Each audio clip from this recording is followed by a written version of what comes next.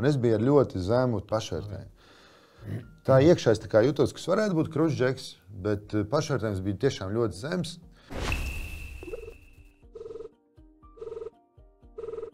Un nevis es gribēju otru pazemot, bet es domāju, ja tas džeks, un tas džeks esmu es, kurš visur bija sliktākais, kur izmet no 8 skolām, kur izmet no cik tur sporta klubiem, kur vienmēr noraidīja no laukuma par kaušanos un tā. Ja es varu, kurš ir tas vissliktākais džeks pasaulē, tad kā var būt, ka šitas nevar? Ir cilvēki, kuri Latvijas sabiedrībā savā ziņā dara brīnums. Mēs to neredzam, mēs to nejūtam, tāpēc, ka mēs nevaram saprast, kāda ir šo cilvēku motivācija. Varbūt to valsts jau dara, varbūt tur ir kaut kāds milzīgs dīvains finansējums. Bet pamatā, kad es redzu šādus cilvēkus, un tas ir stāsts arī par mūsu viesu Raimondu Albekjanu, man ir ļoti liela pateicības sajūta, ka ir tādi cilvēki, kuriem kaut kāda iekšējā jaunības destrukcija, un Raimondam ir bijis ārkārtīgi daudz dažādu izaicinājumu, sākot ar dažādām skolām, kurās viņš ir bijis ar vielu lietošanu un tā tālāk, ka viņš šo destrukciju ir varējis pārvērst tajā, ka viņš palīdz sabiedrībai. Pēc būtības tas, ko dara Ghetto Games, tā ir valsts funkcija. Viņš ir sabiedriskā labuma darītājs milzīgos apmēros Latvijas mērogā.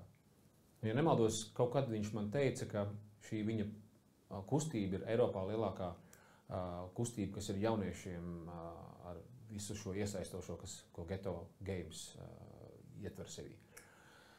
Tā ir tiešām burvīga, svētīga lieta, un man liekas, ka mums ir jābūt pateicīgiem un jāapzinās, ka Latvijā ir daudz tādu cilvēku, un jāceļ viņu saulītē un jānovērtē, un es ceru arī, ka valsts ierēģi var saprast, ka šis ir kaut kas tāds, kas ir jāspēcina, jo pēc būtības tāds cilvēks kā Raimonds ir izcils valsts ierēdnis, kurš dara to, ko viņš var izdarīt labākajā formātā ar savu komandu, ar saviem cilvēkiem. Viņš ir palīdzējis ārkārtīgi daudz jauniešiem.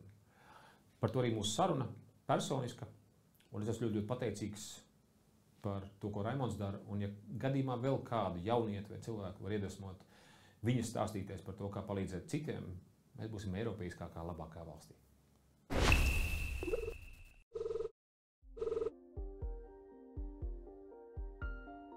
Dāmas un kungi, mēs esam atkal ētrā ar mūsu podkāstu Mācību spēja, un mēs turpinām runāt par šīm tēmām, kas ir saistīts ar to, ka es gribu kaut ko dzīvē realizēt. Es jūtu, ka man ir kaut kādas iespējas dzīvē, man ir talanti vai dotumi, un es gribētu kaut ko realizēt, kā mēs to varam dabūt gatavu, un kā zināms, tad mācīšanās ir galvenais ceļš, pa kuru mēs aizjām līdz mērķiem. Mums ir ciemos Raimonds Albekjans. Jā, čau visiem. Sveiks, Raimond. Čau. Vakar bija jubileja, vakar bija sezona, Ghetto Games atklāšana. Kā šodien jūties?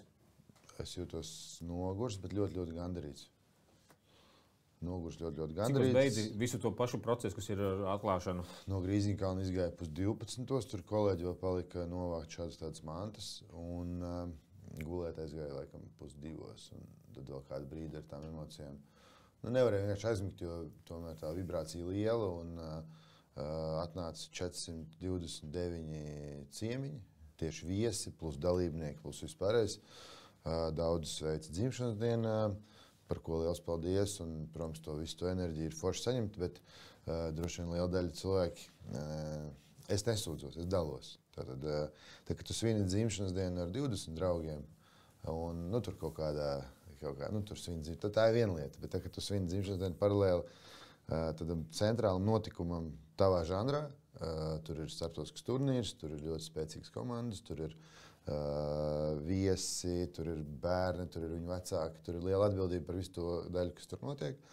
Un tad ir atbalstītāji, arī šim projektam pieņemsim ir atbalstītāji, un šeit stāvēt nevis viena krūzīte uz galda, bet kāds 20. Un no tām 20 krūzītēm, kas ir rakstīts uz, tā kā virsū uz tās krūzītes, lielā mērā ir atkarīga tā tava dzīves ideja, kur tu mēģini nest cauri, un bez tiem resursiem tas nav iespējams. Un tur ir gan atbalstītāji, gan politiskie spēki kaut kādi, kur tomēr tā vai savādāk, tas notiek Rīgas pilsētā, tas notiek Latvijas valstī, ministri, deputāti un tā, ka atnāk uzmet acis tam visam. Protams, liels prieks ir, ka tas viss izstās labi, un pret to izturās ar lielu simpātiju, un ar lielu prieku nāk, savā starpā pakomunicē, uzņēmēji ar politiķiem un tā. Tādā labā ziņā. Tāpat tās arī draugi, sportisti, tur prominentas personas un tā tā. Nu, man šķiet, ka tad, kad viņi visi satiekās kopā tādā žanrā, ka tur var būt, piemēram, puisīts vai brīvprātīgais getiņa, no jebkuras vietas, tā kā, no jebkura rajona, no jebkuras vietas tā, un viņš var stāvēt patās blakām ar to ministru, un viņi to dara vairākas stundas kopā. Man tas liekas, tas pareizais mikslis, lai tas puika varētu noticēt sev, ka viņš arī ir vēlams, ka viņš arī ir. Tāpēc, es tu man prasīju, kā es jūtos, bet vienkārši es gribēju ieskicēt, apmēram, to visu darīšanu kopējo, ko mēs tad vakardien tur paveicām. Tā kā varen ir atklāta sezona, un mēs esam gatavi iedot vēl 47 pasākumu dienas līdz 21. augustam. Kolosāli, man ir milzīgs prieks par to, jo es domāju, uz kurienes to ved, tad sasumējot, tad, jo mēs ar tevi tikāmies burtiski pirms pāris dienām, kur mēs nokļāpājām te 2 stundas, un tas, ko es dzirdu, tu aizved uz vienu lietu par to, ka, tad es gribu uzsvērt visu laiku. Mēs ar Raimondu runājamies, viena no galvenajām lietām, kas man liekas ārkārtīgi svarīgi, ir, tu esi darītājs. Mēs runājāmies ar Valdu Valteru nesen, tad Valds Valters ir darītājs ar Valteru basketbola skolu un tā tālāk. Un ka šobrīd man lielais jautājums par to, ka vajag vairāk darītājs tieši ieviesējus, kuri var parādīt savu rezultātu. Un tad viena lieta ir tas, ka ir tas rezultāts, ir tas darbs. 17 gadi. Tas ir cipars, vai ne? Tas ir ļoti 16, noturīgs. Tagad sākās 17. Sākās 17. gads. Apsveicam tevi ar 17. gadu tikai otro dienu, vai ne? Un tā. Otrā lieta ir tas, ka tiešām šis piemērs par to, ka mēs tāda sociāldemokrātiskas skandināviskas valsts pazīme, kurā ministrs ir tepat tās blakus, viņš brauks ar riteni, viņš runās ar tepat tās ar cilvēkiem, nav aiz žogiem un tā tālāk. Man liekas, tas ir ārkārtīgi svarīgi, tas ir fundamentāli svarīgi. Un, kas ir īpatnēji, tas ir tāda labas Anglijas demokrātijas viena no pazīmēm, ko mans draugs savulaik teica, ka tad tu vari ieraudzīt politiķi, kurš ienāk un apsēžās ar tevi pēc darba un iedzer vienu pintu, tāpēc, ka vienkārši viņš te patās, viņš ir kopā. Viņš nebēg, viņš neslēpjas, viņš nelien uz kaut kāda žoga, viņš ir realitātē. Nu tā. Jo bija viens piemērs, kur kaut kādā savulaik LNT, man teica grimētāja, viņi bija grimējusi premjerministru un premjerministrs viņa reāli prasa, klausies, 5 eiro, tas ir daudz vai maz. Viņš nezina, viņš ir pazaudējis vispār saikni un sakaru un tā tālāk. Resīgi, paldies par to, ko tu dari. Mēs varam parunāt varbūt šodien par to mācīšanās procesu kā tādu, jo labā ziņas bišķiņa arī tevi zina caur to, ka tu esi bijis mācībās un es redzu vienkārši, kas tavā galvā darās un par teviem daudzajiem talantiem, daudzajām tavām prasmēm. Ja mēs pieņemam Ghetto Games, tad tu esi ieviesis un tev ir bijis ārkārtīgi daudz, kas jāmācās. Jā. Tu neko no tā neesi mācījies skolā. Pēc būtības. Okay, matemātika tev ir bijusi vajadzīga, tad ne, tev ir latviešu valoda bijusi vajadzīga. Matemātikas mācījos ar mammu kopā līdz kaut kādai tur 2. 3. klasē, kamēr tā bija rotaļa un spēle. Tā nebija tā bija tāda vienkārši pirms gulētiešanas tāda saskaitīšana, atņemšana, reizināšana, dalīšana. Man vienkārši patika. Un es tieši šodien braucu kopā ar vienu draugu un Senču un Valdemāra ielas stūra. Pareizi, ir tāds Senču un Valdemāra ielas stūrs. Jā. Un tur tagad ir tāds kiosks uzbūvēts, kur tirgo dārziņus. Un es viņam rādu, saku, šeit es 7 gados tirgoju kartupeļus. Tu tirgoji? Es tirgoju kartupeļus, jā. Bet nevis tāpēc, ka man bija jātirgo kartupeļi, lai es izdzīvotu, bet tāpēc, ka pie manas vecās mātes brauc ciemos draudzene no Burtniekiem, un viņa tirgoja kartupeļus. Bet tad, kad es biju pie vecās mātes ciemos, es teicu, vai es arī varu piedalīties. Un tad sākumā es vienkārši piedalījos un palīdzēju tur svērt un naudiņu skaitīt. Un tad, kad es to apgūstu pats diezgan ātri, tad es lūdzu, lai viņi nenāk, jo man vienam gāja ātrāk. Nu, tā kā es viens varēju to izdarīt ātrāk, es palieku, kad padzerat tur. Tu izkonkurēji tantu no Burtniekiem? Nē, es viņai palūdzu, teicu vienkārši, jo cilvēki domāja, ka es esmu tur tāds maziņš puikas sērdienīts, kuram nav ko ēst, vai kā, es nezinu. Un visi pirka pie maniem, un es nenormāli ātri to piekabu tirgoju. Burtiski tur pāris stundā vai 2 tā piekaba bija tukša. Tas mazais Zubrjanoks, viņš kādreiz saucās tāds. Un tā es mācījos skaitīt, svērt, domāt līdzi un piemest kādu kartupeli klāt no tiem laikiem. Jā. Ļoti aizkustinošs stāsts, vai ne? ļoti skaisti, tiešām. Labi, kas ir tev ārpus tā bijis, kas tev bijis jāpamācās, jo skaidrs, piemēram, rekur arī pirmā Rīgas pirmā tālmācības vidusskola, ja, kur tu esi beidzis, bet tu viņu beidzi jau 32 gadu vecumā. 32 gados, tāpēc, ka parasto skolu tad bija piņķirīgi. Nē, es biju šausmīgi koncentrējies, es nenormāli gribēju. Es biju no pārtikušas ģimenes. Es biju ļoti pārliecināts, ka es vienmēr atradīšu veidu, kā paēst, izdzīvot, pabarot arī savu ģimeni. Un tajā brīdī, kad man bija tieši tas pats process, tā iemācīšanās tādā akadēmiskā ziņā, iemācīt, reku, te grāmatā tas ir rakstīts. Tev šis ir nevis starp iemācīties un atcerēties, man liekas, ļoti liela starpība. Man liekas, ka skolā lielā mērā skolotājs tev māca atcerēties. Bet tā nav tāda izzināšana, izprašana, saprašana un pieņemšana. Tur tas cikls mēs viņam neizējam cauri. Mēs iezubram, tā kā skolā, mēs iezubram, mēs atbildam, mūs it kā novērtē un mēs ejam tālāk. Un es jau mazs būdams, es nesapratu tam jēgu, jo es jau maziņš pamanīju, ka es ļoti ātri aizmirstu to, ko es biju iezubrījis. Es zinu, ka tur kaut kur tā viela bija, un tad skolā teica, bet tev jāsaprot tas, ka tev galvenais ir zināt, kur tu pēc tam varēsi pastīties. Un tad, kad es tur pēc pirmajām 7, 8 klasēm sapratu, ka man nevienu reizi tajos 7 gados nebija tā, ka es gribētu apstīties, ko mēs tur kaut kad bijām gājuši cauri un ka man tas kaut kur noderēt.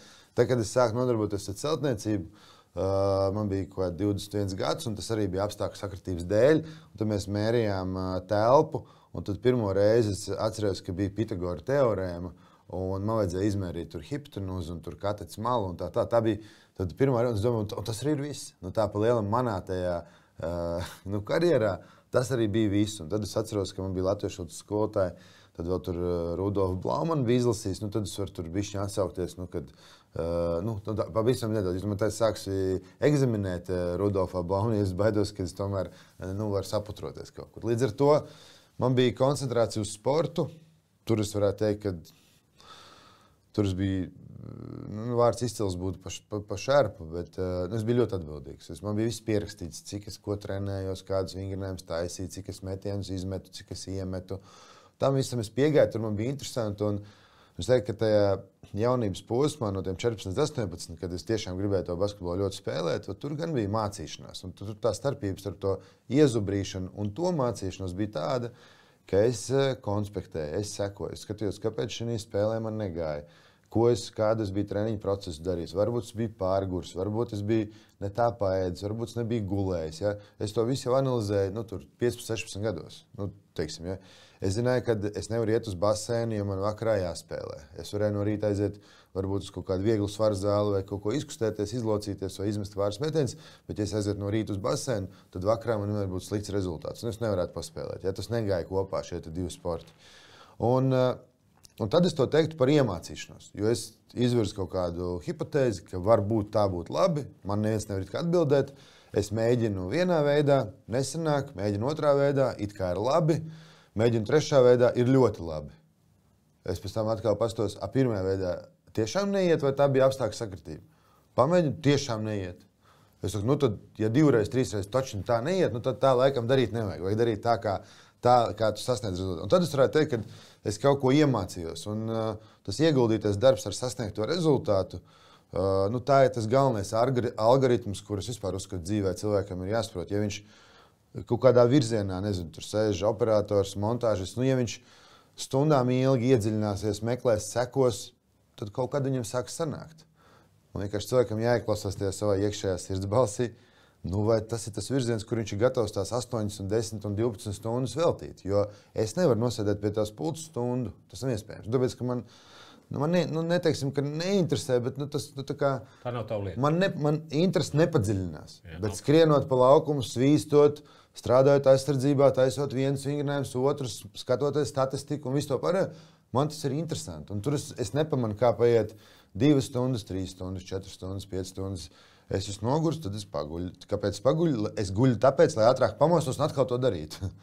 Un tāpēc tā ir milzīga starpība motivācija. Akadēmiskais, diemžēl, nebija mans, bet principā šodien kā pieaudzis cilvēks, es uzskatu un pieņemu to, nekādā gadījumā tur nevar neko virzīt par kaut kādām cilvēku tur veiksmēm runāt. Ja tev būs labas akadēmiskas sekas, tad gan būs beigās veiksmes. Noteikti nē. Bet kā tādu prāta treniņu, līdzīgi kā trenažierī, kad mēs muskuli tur spaidam un trenējam un tā, to gan varētu. Tu tā kā iemācies atcerēties, iemācies kaut ko analizēt, iemācies konspektēt. Ja pamainīt šo te pieeju un tam bērnam mēģināt pieiet no šīs puses, nu man šķiet, ka tas kopējais rezultāts summā būtu daudz iedzīgāks. Nu, kaut kā tā. Okay. Klausies, tie ir apmēram 150 lietas, ko tu iesāki, un ārkārtīgi skaisti, piemēram, to mācīšanos principu. Viena nianses, kas gribu iestrādāties, tad mēs šobrīd esam TikTokā ar Rīgas pirmās tālmācības vidusskolas skolāniem, vai arī vecākiem, kas tur ir pieslēgušies, droši rakstīt jautājumus Raimondam, vai mēs varam kaut kādas tēmas, kas ir saistītas ar mācīšanos, izrunāt. Kas tev ir visvairāk bijis jāiemācās, teiksim, kontekstā ar Ghetto Games? Jo komunikācija. Ļoti interesanti, ka tu to saki, tāpēc, ka tikai tie, kas ir pudu sāls apēduši, viņi saprot reāli, ka komunikācija bez mums ir viena no pamatlietām. Man liekas, ka otra pamatlieta tev bija no malas. Atceries toreiz mēs par to izdegšanas jautājumu, ka mēs gājām tur cauri, ja, kad par to, lai tavs ķermenis atjaunojās, jo tās lodes tev bija milzīga. Jā, tas bija pirms gadiem 5, 6, es neatceros, kad mēs tur strādājām. Mācījos, man bija nevis jāpiespiež sevi darīt, bet jāpiespiež sevi nedarīt. Jā, tev bija jāpiespiež sevi darīt to, kas tevi atjauno. Pēc būtības, jā. Un, kas ir interesanti arī pēc tam, tu sāki pamanīt bišķiņ tos savus darba ritmus, jā. Un vienkārši viena nianses, es gribu patulkot arī citiem, tad, kad Raimonds stāsta atrast to, kas tev patīk, tad atceries, mēs runājam par flowiem. Ja? Tad ir flowi tās aktivitātes, kas tev vienkārši ieslēdz to tavu esenci. Delfīns peld, kamielis iet pa tūkstnesi, pētiķīts kāp kokā. Katram ir kaut kādas savas lietas, ko mums patīk darīt.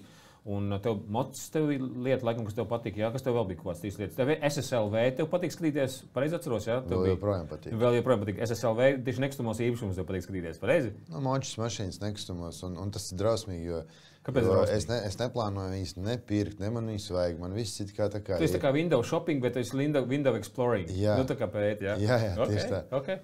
Un tas ir tāds mirklis, kurus vienkārši kaut ko tādu sevi, tā kā es pasapņoju. Es esmu iemācījies braukt ar tiem motocikliem un tām mašīnām, nenopērkot viņas. Jā. Tas tā kā man tāds jaunais skills, jo man ir... Daydreamings, jā? Jo man tā kā ir gan labs motocikls, gan laba mašīna, gan es arī dzīvoju pietiekami labos apartamentos. Un es sapratu, ka es vienkārši to skatos, es pat nevaru izskaidrot, ja tu man tur uz ko skatīties, bet man vienkārši neesmu iemācījies varbūt kaut ko citu skatīties un nav bijis, jo tā, kad es atkal no rīta man baigi, es varu atristies par to savu dienu, apmēram. No rīta man tas mirklis, kad es diezgan, es labprāt eju ārā stundu vai nu skrienu, ja ir flows, tad skrienu, ja nav, es varu iet, bet es kustos, tad es uztaisu kāds tur pušapiņas kaut ko vēl, tur, tā bišķi tā pāri kaut ķermeni muskuļiem. Un es visu laiku austiņās klausos podkastus. Jā, viņi ir ar biznesmeņiem, bet viņi nav tā kā tik ļoti par pašu to naudas tādu brutāli, kā tu nopelnīji naudu. Tā kā, negluži. Tā kā, tur tieši šie jautājumi, kas ir svarīgāks, kas mazāks ir. Tā kā, tad viņi caur tā dzīvē. Principā par psiholoģiju un prioritātēm un tādām lietām. Drīzāk. Kā tu izstāstīsi podkāstā, kā tu nopelnīji naudu? Pat ja viņš izstāstītu tā, kā bija, to jau nevar atkārtot. Tādā tik vienkārši to nevar atkārtot, jo tas jau ir izdarīts. Lūk, tad no rīta es gatavs uzņemt šādu veidu informāciju. Ja man apnīk šitie visi gudrinieki un runātāji, tad es paņemu kaut ko vieglāku. Es paņemu kaut kādu sportistu. Tas sports man patīk. Viņi tur stāsta to savu to ceļu, kā viņš tur gājis uz to savu panākumu. Un tad tā kā noklausās kādu interviju, kādu sportistu vai kādu mākslinieku, interesantu cilvēku, jo tur tas viss ir mazāks. Tur nav tā šausmīgs tas uzrāviens uz to naudu un uz to vispārējo. Tas tā kā paliekās malā un aiziet tādā mieriņā. Tas man patīk. Tad no rīta es sev ar tādu informāciju. Tas ir tas veids, un tad man lēnām tur kaut kādas tēzes nosēžās, kaut kādas domas nosēžās, kaut kādi punchline nosēžās.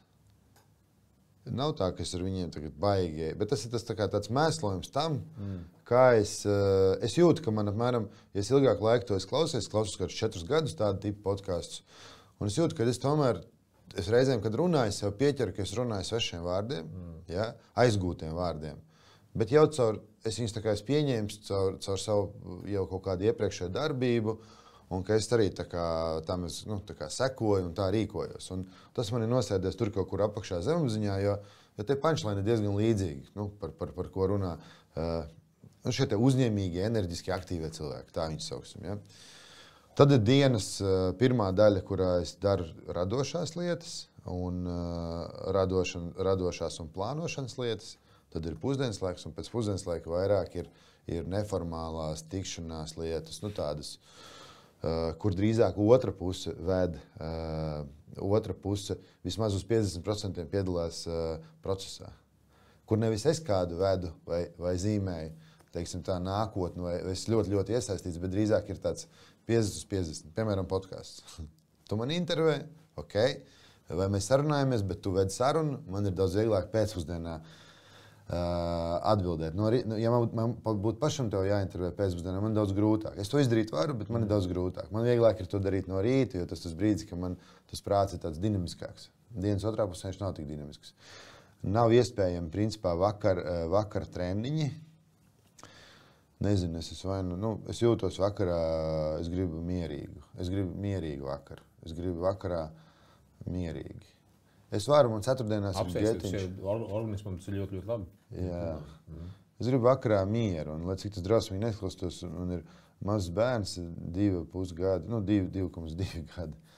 Un nezinu, es gribētu, lai cik tas banāli nebūtu, tajos pusdienas tur 5, 6, vai mums kaut kādu kopīgi jau pastaigu parkā, tāds pilnīgi attiet no visiem skrējieniem, jo protams, ir laiki, kad ir jāskrien līdz 9 vakarā, vakar līdz 12 naktī un tā tālāk. Es nesaku, ka es nekad nestrādāšu pēc 6, par to vispār nav runa.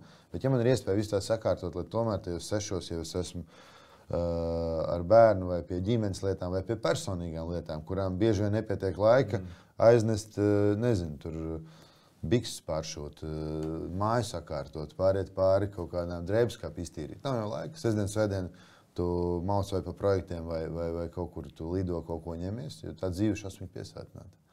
Tā kā, es tā apmēram pa to savu dienu, kā manī liekas kopā. Okay. Klausies, mēs aizējām bišķiņ paiem tie mācības spējas kontekstā.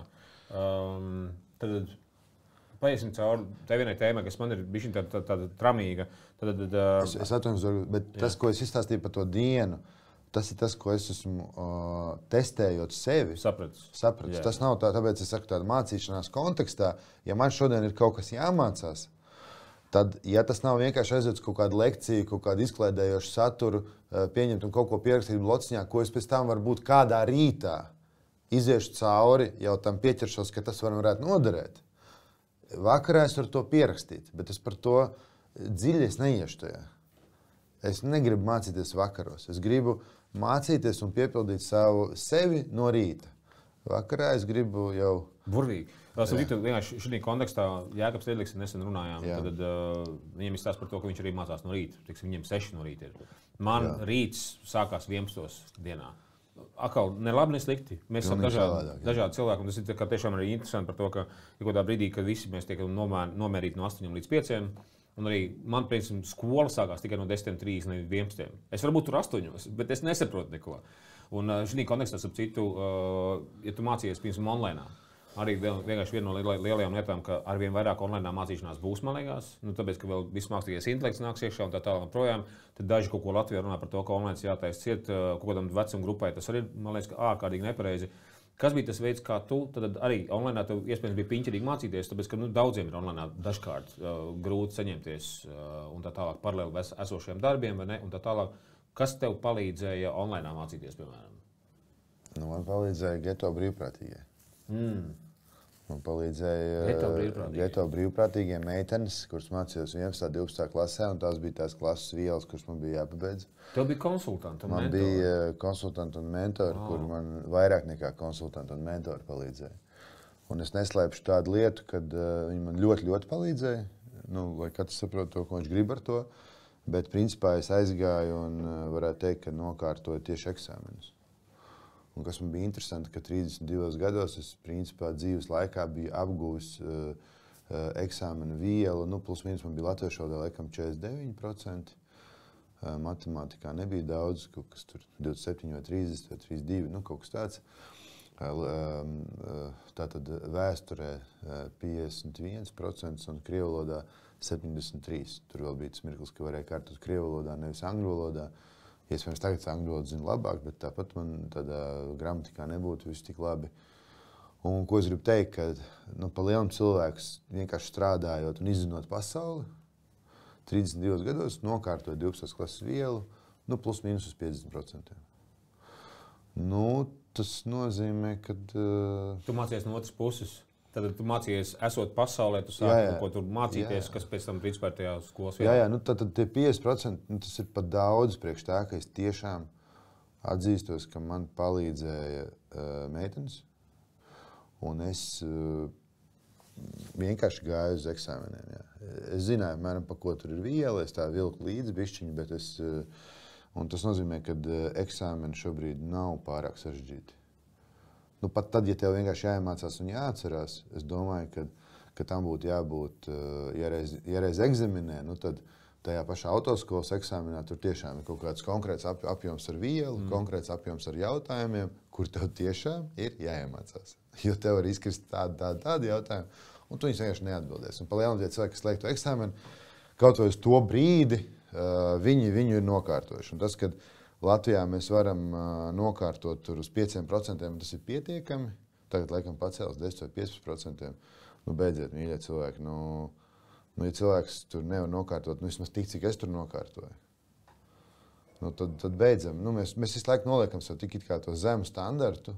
Nu, tad, ja mēs tāpatās izturētos pret vadītāju apliecību un varētu nokārtot no 30 jautājumiem, cik tur sanāk 5%, ja tur, laikam, jāatbild uz 6 jautājumiem. Un tas taču nav nopietni. Nu, tā kā, lai varētu iedot vadītāju apliecību. Vadītāju apliecību ir iedot no 30 jautājumiem, tev 3 kļūdas. Tad tie ir 10%. Tad 90% tomēr tev jāzina, kur tu atrodies uz ielas. Es uzskatu, ka tur ir kardināli jāsaprot vispār. Ja mēs ejam pēc principa iemācīties un tad par to atbildēt, tad nevar būt nekāds slieksnis 5%. Tad nevajag viņam to augstāku izglītību. Ja cilvēks viņam riebjās kretenē un tā mācīties, tad jāpadomā un tad vai nu mēs viņu mēģinām ievirzīt kaut kā savādāk, vai nu beidzam maksāt sociālos pabalstus un citas lietas, lai viņi vienkārši nav tādi. Es nesaprotu, kas ir tāds bezdarbnieku pabalsts. Priekš maniem tas ir kaut kas tāds. Es zinu, ka daudz cilvēku to izmanto, un varbūt man tur heitos tagad, bet, mīļie cilvēki, es neuzskatu, ka mums visiem jāsametās ir, jā, cilvēkam var būt kaut kāda grūtība, varbūt kaut kāda situācija forša, ka būtu kaut kāda iespēja kaut kādā veidā suportēt. Bet šobrīd jau šos bezdarbnieku pabalstus tomēr izmanto ļoti daudz ļaunprātīgi. Un tas nav ok. Un tas viss nāk no tiem, ka var nokārtot uz 5% to eksāmenu, var nebūt nekāda mērījuma. Nu, ja mēs lecam tajā bedrē uz tālumu, uzdevums it kā lekt uz tālumu, bet mēs nedrīkstam vērtēt. Man liekas, tas ir kaut kāds tāds, mēs kaut kur esam aizgājuši bišķiņi arī, es neesmu tāds baigais skarbais džeks. Es piekrītu, ka var vērtēt cilvēks par progresu. Bet tad liekam divas atzīmes. Liekam, viens vērtējums ir par progresu, un otrs vērtējums ir pret vēlamo superīgi foršo rezultātu, kāds viņš tomēr varētu būt. Nu, es tā ieskicēju par mācīšanos. Tad tu runāji par izglītības sistēmu, vispār tas ir tāds ļoti, piņķerīgs lauks, tāpēc, ka viņš ir ārkārtīgi konservatīvs. Kopš 2000 gadiem, kad internets ir uzsprādzis, tagad nāk, mums ir nākamais vilnis ar mākslīgo intelektu. Vispār viss kaut kas mainīsies. Tas, ko vienkārši tu iezīmē pēc būtības, ir tad mēs esam sabiedrībā, kur vajag izglītību, kaut kādu video izglītību. Principā sanāk, kā tev pasaka? Var es pateikšu diviem piemēriem. Man bija ar vienu universitāti, ar vienu miedarbība, un man tur aicina nolasīt lekciju.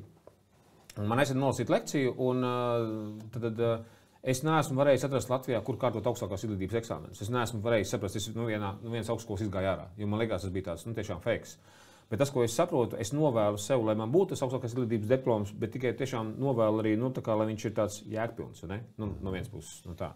Tā pašā laikā jauniešiem, kur ir tagad vienalga 14, 16, 18, 25 gadu vecums, man liekas, ka mēs esam sabiedrībā, kur laikam vajag to diplomu, un es šobrīd to respektēju no vienas puses, un no otras puses man liekas, ka tas arī, ko tu saki, skatāmies, kā mēs varam to sistēmu tiešām sakārtot, lai viņi ir atbilstoši tam, ko reāli dzīvē vajag. Jo ir paradoks. Mašīnā 90% jānokārto, ja? Tāpēc, ka tur ir risks dzīvībai, tur ir drošības risks, tāpēc mēs tādu nopietni paņemam. Tur, kur ir kaut kas tāds abstrakts, un mēs pat arī domājam, vajag to bioloģiju vai nevajag to bioloģiju, vajag to vēsturi, nevajag to vēsturi. Mēs kaut kā tik ļoti tā aušīgi tam pieejam, tā virspusē maķinītē visai lietai, vai ne? Tā. Klausies, te ir jautājums no Ivo, kas ir pēdējais, ko iemācījies? Kāpēc? Šobrīd mums ir jauns coach, teiksim tā, priekš geto komandas. Man viņa ieteica bijusi Spīces vadītāja. Viņš arī coacho Latvijā liels uzņēmums. Viņš ir vācietis, kurš ir dzīvojis Zviedrijā, tāds Tomas vārdā. Un viņš man, tas dažādas interesantas lietas, un kas ir interesanti, kad vienas dienas laikā, no 9:30 rītā līdz 6 vakarā, tad, kad mums, līdz 5 vakarā, kad mums aicina uzrakstīt, tur lietas, ko mēs atcerējāmies par šodienu, un esam gatavi tiešām paņemt līdzi, ir aptuveni 3. Viņas nav 30, viņas nav 50, viņas nav, mēs maksājam, milzīgu naudu par to. Es domāju, pret daudz, pietiekami daudz maksāt. Es nevaru tur saukt tos ciparus un tā, jo negribu un nevaru. Un kas man patīk, man tieši patīk tas, ka mēs nekur nesteidzamies.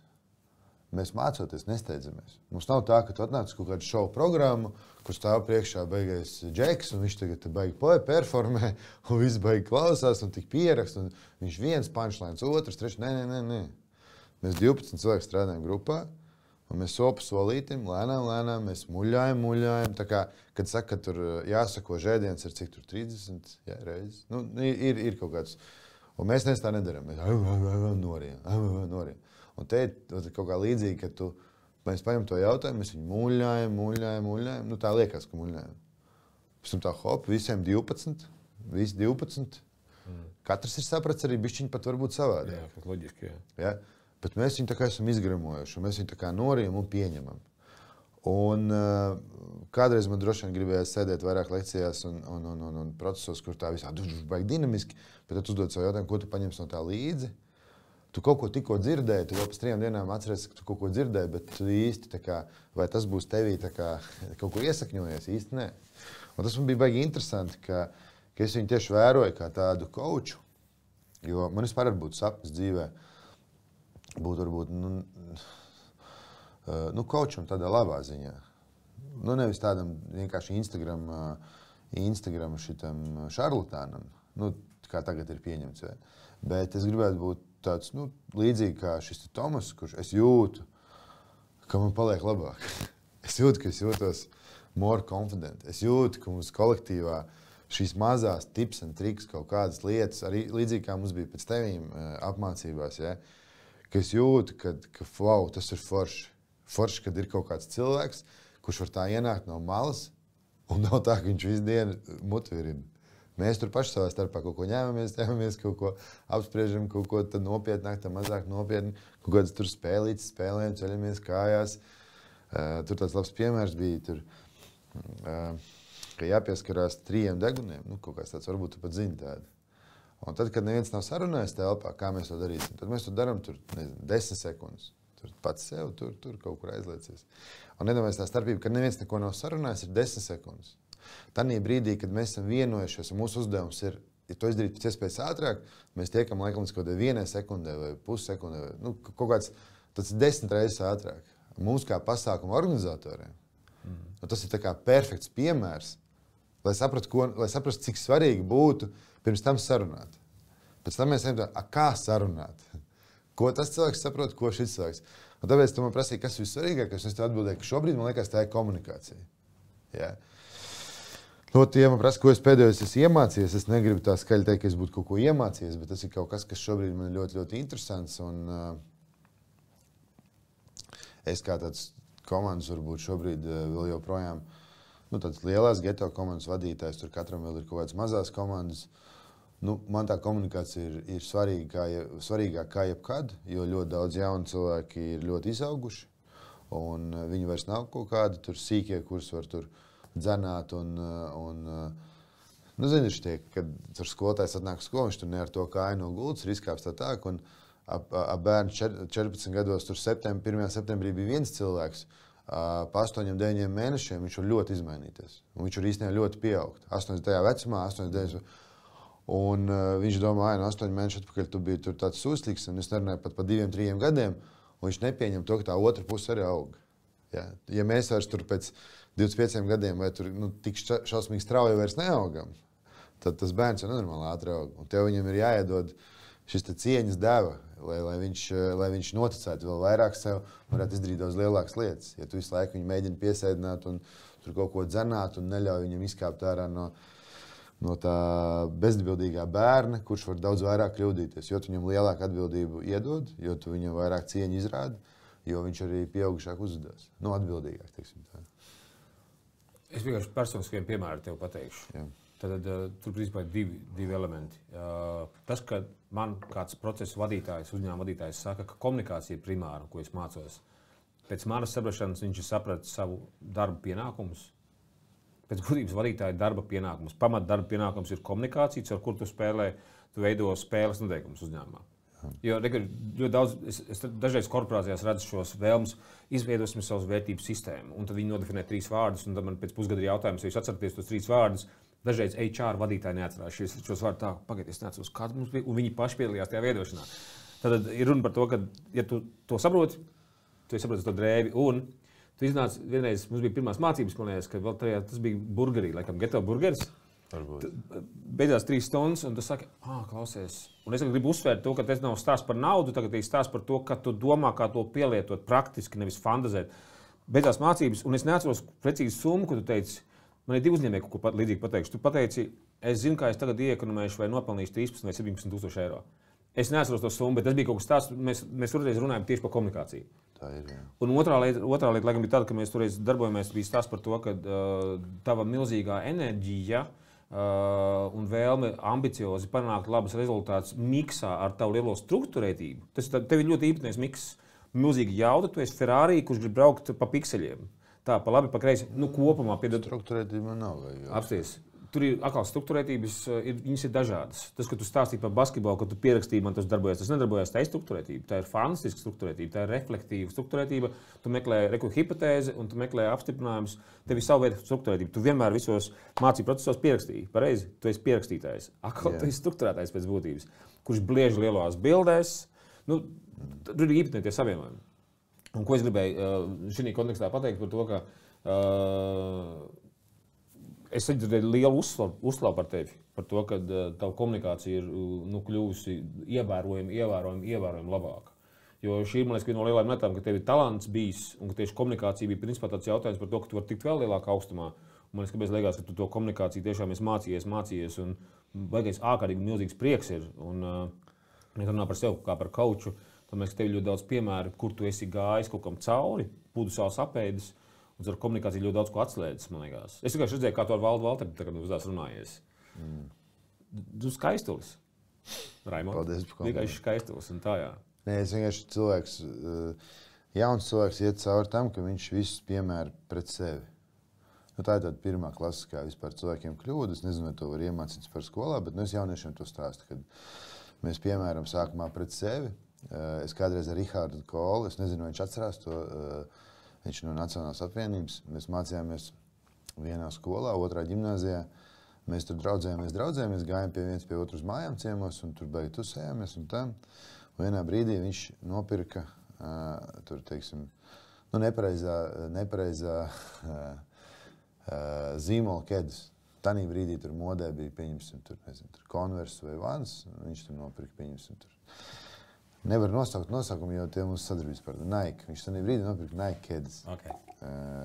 25 gadu atpakaļ bija kaut kāds mirklis, kad bija jāpērk, ja tu biji kārtīgs BMXists vai skaters, tad bija vai nu Converse vai nu Nike. Vai no Vans. Un iedomājies, un es viņu 14 gados vai mazāk 13 gados sastrīdos dēļ tā.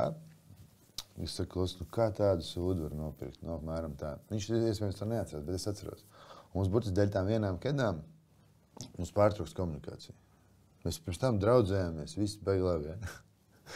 Un tad vēl līdz kādiem 27 gadiem es gribu domāt, es tā apmēram saucu, jo tas laiks jau ir pagājis kaut kāds. Es visus mērīju pēc sevīm. Bet zini, kas ir pareizi, kas nav pareizi? Jā. Tas atšķirīgs vai ne? Un tas vēl interesanti labi, ja tajā skolā tiešām tur bija palaidnis, un man tur teica ārprāts, cik tu slikts un tā tālāk. Un es tajā skolā lielā mērā noticēju tam, ka es esmu šausmīgi slikts.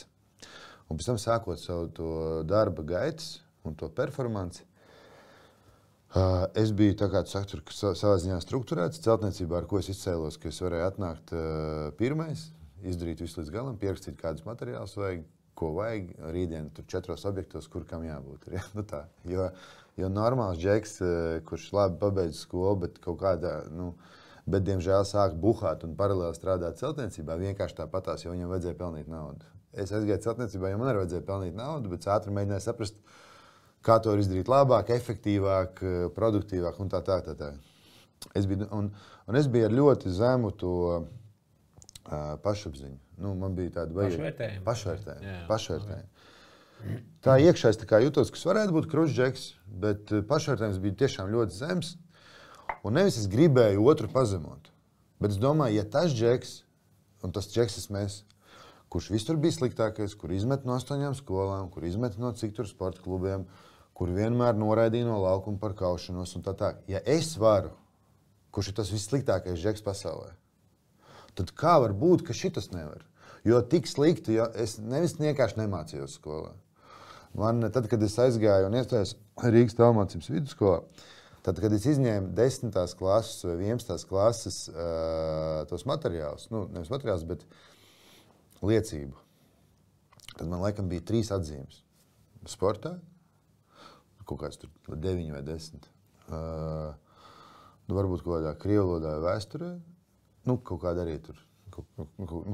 Nekas tur nebija. Varbūt kaut kādas atzīmes vienkārši. Un pārējās 8 vai 9 priekšmeti bija vai nav vērtējumi, vai zem 4. Bet tad es atnācu 32 gados, kad es biju noorganizējis jau tur entos festivāls, tur gada apgrozījums, tur visam tam Geto Games un visiem mūsu aģentūras darbiem, tur stipri virs vidējā. Tā. Un es atnāku, un tas ir tas pats džeks. Un savukārt līdz kaut kādam vecumam es vienkārši par sevi biju ļoti sliktās domās. Un es domāju, ja es to varu, es tas sliktais, tas kurš neko nevarēs. Man teica, vai tu sēdēsi cietumā, vai tu kādu nogalinās. Vai tu sēdēsi cietumā, vai tev kāds nogalinās. Tas bija tas, uz kādiem vārdiem es tur skolā kaut kur augu. Man reti, kad kāds skolotājs, kurš skolā gāja, nevis tāpēc, ka viņam vajadzēja atrast darbu, bet tāpēc, ka viņš tā no sirds, viņam patika darbs jauniešiem. Un viņš man neprognozēja ne cietumu, ne to. Viņš teica, Raimond, tu gan esi baigais žipers. Tu baigi. Tu tā un tā. Nekas izaugs būs normāls džeks. Tādi bija daži. Bet to tu nedzirdi, jo kritiku vienmēr tu dzirdi daudz labāk. Vismaz. Man šis runājums 8 skolās, katrā skolā droši vien tev bija kaut kādi 10 mācību priekšmeti, kopā vai 12, 13. Tev bija apmēram 100 skolotāji. No 100 skolotājiem, cik skolotāji tev tā kā pateica, ka tu varbūt no tevis kaut kas iedzīgs sanāks? Kā 3, 5, 10? Diemžēl, bet jā. Labi, es vienkārši faktu. Okay, ļoti maz. Un ja es teikšu tagad 3, 5 vai 10, varbūt pat viņi bija 2 reizes vairāk. Bet kamēr tu esi bērns, tu kritika vairāk tā kā dzirdi. Kamēr tu esi bērns, tev pietiek vienam reizēm pateikt, neatrast pareizos vārdus. Ja vēl viens pasaka, tu vēl domā, labi. Ja pārējie 10 pasaka, ka viss būs labi, tad tu vēl tā. Ja 2 pasaka, tu tā. Kaut kāds jau zvaniņš sāk zvanīt. Un tā kā jau 3 pasaka, tad jau tu nonāc tādā vispār konfliktā ar skolu. Jā, un šis ir vēl jautājums par to, kad es runāju par fizisko aktivitāti, ko es redzu, ka ir meitenes, kuras 50, 60 gados joprojām atcerās to, ko viņām pateica 17 gados sporta veselības skolotājs, un viņas tāpēc negrib sportot. Vai manai mammai pa dejošanu. Es braucu uz šejienu, manai mammai mašīna stāvēja uz ielas, un viņas dejošaniet 61 gadā. Un viņa arī teica, ārprāts, cik tu esi nekoordinēts, kaut gan viņa spēlē TTT juniores un basketbolu diezgan labi. Viņai gan nebija nekāda ambīcija, viņa tur gāja ar draudzeniem kopā, viņai nebija tāda, viņa vienkārši gāja, tur forši. un viņai tieši tāpat pateica, tikai nekad nedziedi. Un viņi, kad ar bērniem, kad ar mums dziedāja bērnībā dziesmiņas un tā tālāk, viņi vienmēr pateica, viņi sāka dziedāšanu ar to, ka viņi saka, es, protams, drausmīgi dziedu, bet tad davai padziedam. Un es tā tik ļoti atceros, un tagad jau kā pieaugušais, un kad es strādāju, tur liela kolektīva daudz jauniešiem,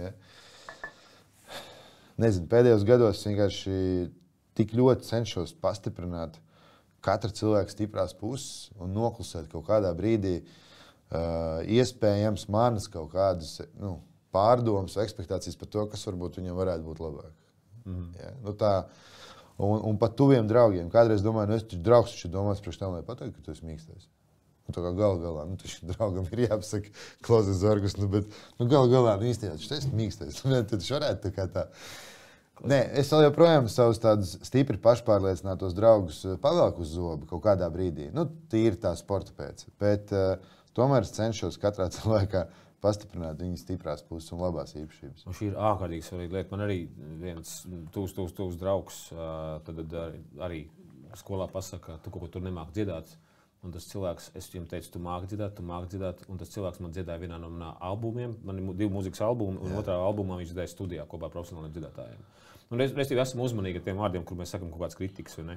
Kaut te Karolīna prasa, ko tie teikt tiem, kas vēlas gan labi mācīties, gan profesionāli sportot. Tas jautājums ir no Rīgas pirmās tālmācības vidusskolas skolēna. Jā. Es zinu, ka Rīgas tālmācības pirmā vidusskolā mācās ļoti daudz jaunu sportistu. Un viņi dzīvo arī citās valstīs. Kas tā kā, mēs tur aizgājām prom no tās attālinātās mācīšanās, jo es sāku stāstīt un atzīties savos eksāmenos un to, ka man meitenes palīdzēja skolā. Es domāju, cilvēks dzīvo ārzemēs, un viņam pēkšņi tagad ir jāsāk mācīties tur uzreiz citā valodā, un tagad jau tos sporta līgumus slēdz ļoti agri. Kādreiz tomēr tur 16, 17, 8, tagad jau to dara no 14 gadiem. Ģimenes pārceļās citām valstīm, lai bērns pamēģinātu savu profesionālu karjeru. Konkurence milzīga, prasmes cilvēkiem sporta žanrā, ārprāt, performēt kā tādi emulātori. To nevar tā ar draugiem sētā uzspēlējot, nesanāks tā. Tur ir tiešām tam jāpiet ļoti, ļoti nopietni. Un es zinu, ka ir kaut kādi cilvēki, kuri ir spējuši apvienot. Tagad skatāmies, ir 24 stundas diennaktī. Droši vien jaunietim, kurš tiešām daudz sporto, tik un 8 stundas tā kā jāguļ. Ja viņš tur trenējās 2 reizes dienā pa 2 stundām, vismaz, tas tāds klasika būtu vasarā vairāk. Tad viņam ir jāguļ tik un tā 8 stundas, lai viņš atjaunotos un kaut kā viņam tas organisms vispār izvilktu. Tad kas mums tur sanāk? Tātad 12 stundas mēs jau esam iztērējuši. Pēc tam par mācīšanos. Bet labi, mēs runājam par 2 stundām, mēs runājam līdz treniņam no treniņa. Tad kopā jau 3 stundas, tas ir 14 stundas. Tālāk tev sanāk, tev paliek pāri 10 stundas. Tur vienkārši matemātiski jārēķina ir. Tad tu varētu it kā baigi mācīties. Bet ja tu tā kā tiešām nolēms, ka tu baigi sportos, tad jautājums tev dienas tā kā vajadzētu kaut kādu raut. Ja tu naktī 8 gulēji, vēl dienas pusotru jānoguļ ir. Ja tu gribi rītīgi maukt vakar treniņu, paliek 8,5 stundas. Tu vēl neesi ēdis, vēl vajag paēst. Vēl vajag brokastīm, pusdienām, vakariņām, vismaz pa pusstundai. Tā ir vēl pusotru stunda. Tad mums ir paliks tagad cik 6 stundas. Kā man patīk, ka tu to rēķini tagad? Jā, bet paliek 6 stundas, un tad tajās 6 stundās ir jautājums, un mēs te rēķinam vidējo. Tev vēl kaut kādā brīdī vajadzētu pakomunicēt ar māsu, brāli, māmu, tēti. Tā kā, lai tu būtu galu galā, lai tu justos vispār, jo viens pats tu šajā pasaulē tikai mucā un tikai trenējoties un tikai atpakaļ gultā un tikai toaletē un atpakaļ, varētu būt, ka nekas nesanāks. Ir augsta varbūtība. Tev tomēr kaut kāds communications ar ģimeni un vispār ir vajadzīgs. Tad vajadzētu māmu, tēti pakomunicēt, cik mēs iedosim tam bērnam. Viņš tāds emocionāli, psihiski vesels būtu. 2 stundas vajadzētu dienā. Tas ir jautājums no kvalitātes. Cik intensīvi kvalitatīvs ir tas laiks kopā? Labi, lai būtu stunda uz visu kopā. Palika vēl 5 stundas. Ir vēl tāda lieta kā draugi pusauģu gados. Kuriem izstāstīt to sirds sāpi, vēl kaut ko vēl, tās sarunas var ielikt. Vēl vidēji stundu. Tad mēs jau skaitot redzam, ka mēs nekas tur nesanāk. Starp kaut ko būs jāizvēlās. Un viena lieta ir aiziet uz treniņiem 3 reizes nedēļā pa pusotrai stundai. Tā ir fiskultūra. Tas ir super kopā ar džekiem. Bez nekāda nenormāla mērķa. Forši būtu, ka mēs vinnētu to Valmieru, bet ja arī nevinnēsim, pofīgi. Mēģināsim nākamgad. Un pie Jāliņa parunāsim par to, vai sanāca vai nesanāca. Un pie Jāliņa parunāsim, cik šodien bija labi. Un uz tādu vieglu laibu arī īstenībā daudz kas var sanākt. Bet tikko kā tu to lietu gribi paņemt tā pa nopietno, tad nesanāk. Tad jau principā no 16 gadiem būsim reāli un nevajag pārmest, tad muļķis izaugs. Neizaugs muļķis. Es pat vispār uzskatu, kad var pabeigt dienas beigās ar kaut kādu, ja tiešām tu esi supertalants, bet tur baigi jāsaprot, jo tur var baigi uzkāpt uz grābekļa. Jo bieži vien es redzu cilvēkus, kurus stipri pārvērtē, es nezinu, kāds stipri pārvērtē to savu iespēju būt tajā sportā. Tev tomēr ir jāapstāsta spoguli, jāpaņem lineāls, jāpamēr, cik tu esi garš, tur, cik tev tur ir rokas platas, jāiet, jānoskrien, tur tests, tur krosā, tur jāpārbauda sirds, rokas, kājas, muskuļus un jāapstās, bet vispār es radīts tam. Nu, teiksim, es gribēju būt basketbolists. Nu, man oriģinālī svārs 18 gados bija 102 kg. Nu, tā kā es biju ideāls priekš bobsleja. Nu, tā kā ātrums, spēki, īpašības un tā, bet nu, tā kā basketbols, nu, forši, ka tu tur jaunatnē esi baigi rezultīvs un tur jauns izlasē uzspēlēt. Bet, nu, vecīt, nu, nesot to 100 kg pa laukumu kā pirmajam numuram, nu, tu tāpat viss potīts ceļus un tā, tu sabeigsi. Tev jāsver 80 kg. Un tie liekie 20 uzkarina tiem džekiem 20 kg virsū un viņi nekur neaizskries. Nu, tu nevari viņiem konkurēt. Nu, tā kā, tas atkal ir tikai matemātiski. Un tāpēc es vispār novēlu netrakot ar to profesionālo sportu, ja tur tiešām tev ir tāda traka ģimene un jūs visi kopā esat tik traki, ka jūs esat gatavi riskēt, ja, jo tā ir milzīga atbildība. Tad, kad vecāki dzen to bērnu uz to sportu, un arī tas bērns pats tur nesās. Ja. Es to saucu par tādu šausmīgu avantūru. Laimes spēle. Par kazino absolūtāko. Un, jums jāpieņem ir tas, ka ja viņam nesanāks, ka jums jāpieņem vēl uz kaut kādu brīdi, viņš arī 21. gadā varbūt vēl ritīgs pusaudzis. Ja, jo viņam tad ir tas brīdis, kad jāsaprot, vai tomēr varbūt jāatgriežas bišķiņ tas izglītības jautājums jāpaceļ, jo tanī brīdī, kad tu būsi pabeidzis mūsdienu apstākļos vidusskolu un augstskolu, tās divas lietas, kuras tev iedod tādu confidence par to, ka tu esi pietiekami ok. Nu, tas ir viens no punktiem, nu, ka tu esi pietiekami ok. Tad tā augstskola ir tāds vēl, kur tu jau esi izgājis kopā ar tiem cilvēkiem, kuri arī uz kaut ko tiecās. Viņi tic, ka viņiem to augstskolu tā kā vajadzētu. Un statistika ir pierādījusi to, ka cilvēki ar izglītību tā vai savādāk ir sasnieguši un dzīvo labāk nekā tie cilvēki, kuri ir bez izglītības. Nu, vienkārši tā ir, tāpēc, ka tu komunicē ar cauksim to par kvalitīvāku auditoriju. Lai cik tas skarbi neskanētu, tu komunicē ar atbildīgāku, kvalitīvāku, spējīgāku auditoriju. Tas ir milzīgs punkts, kur es aizēju arī rekrūtu kontekstā ar visām mācībām, ar uzņēmumu mācībām, piemēram, kontekstā ar to, ka cilvēki, ar kuriem tu esi kopā, nu, teiksim, tu izvēlējies savā ziņā, tavi cilvēki, ar ko tu esi kopā, ir gan podkāstu cilvēki, no vienas puses, gan arī ar tiem, ar kuriem tu vienkārši pa laikam runājies. Un, es nezinu, kāpēc man liekas, ka 90% šobrīd miedarbībā ar citiem cilvēkiem tu top arī par personību. Protams. Te mums ir jautājums no Rīgas pirmās tālmācības vidusskolas meitenes. Tad jūs pabeidzāt tālmācību. Kā jums liekas, vai tālmācība deva kādu reālu impulsu dzīvē pēc skolas? Vai tas kaut ko bišķi pavēra vaļā? Tā bija viņa pārfrāzējuma. Es biju īstenībā līdz 32 gadiem. Es skaļi nerunāju. Bija laiks, kad es stāstīju, ka man tur met ārā, ka es neesmu pabeidzis to vidusskolu. Tad jau, kad mēs sasniedzām kaut kādu pietiekami lielu atpazīstamību. No Geto Games. Jā, ar Geto Games projektu. Tad, kamēr man nejautāja, es tā baigi neplātījos to, ka es tur neesmu pabeidzis vidusskolu un tā. Un forši bija, kad Gita, kas skolas direktora tālmācības, viņas dēls darbojās pie mums un vadīja Florbola projektu.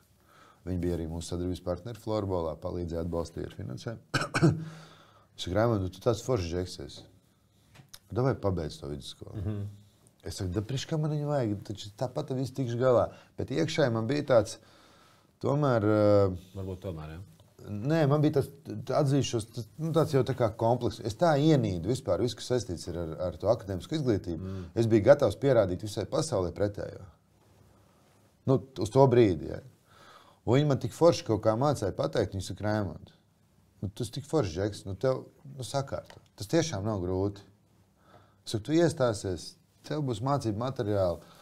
Neatceros, vai viņi man teica vārdus, tev tur meitenes vai kas palīdzēs vai kā. Nu, varbūt to es pats sapratu, vai to es sapratu jau tajā brīdī, kad es iestājos. Un kaut kā viss tas tiešām tā forši izgāja viss cauri. Un es tad, kad stāvēju ar tiem jauniešiem, un ne tikai jauniešiem, tur bija vecāki cilvēki. Nu, ne vecāki man, es nezinu, vai bija, mēs stāvējām Melngāļu namā izlaidumā, jo es biju ļoti pateicīgs Gitai, ka viņi mani pamudināja. Un es tomēr es nekautrējos no tā, ka tajos 32 gados stāvu ar to diplomu, priecīgs kopā ar pārējiem jauniešiem. Man liekas, kaut kādu pat runu varbūt teicu, kaut ko tam līdzīgi. Nu, tur Bet es biju ritīgi priecīgs. Es uzfilmēju video, es ieliku YouTube, kā es pabeidzu to skolu. Un viņam bija kaut kāds ārprātīgs skatījums, tur vēl rakstīja visādos mēdījos par to, ka vai jūs zinājāt, kad izrādās Elbekens, kurš strādā jauniešiem, pats no skolu pabeidzis un tā. Tā kā es esmu arī tik pozitīvs, un es uzskatu, ka ir jāpabeidz 12 klases vispār, ja ir iespējams mācīties, pāri sev baigi nenodarīsiet.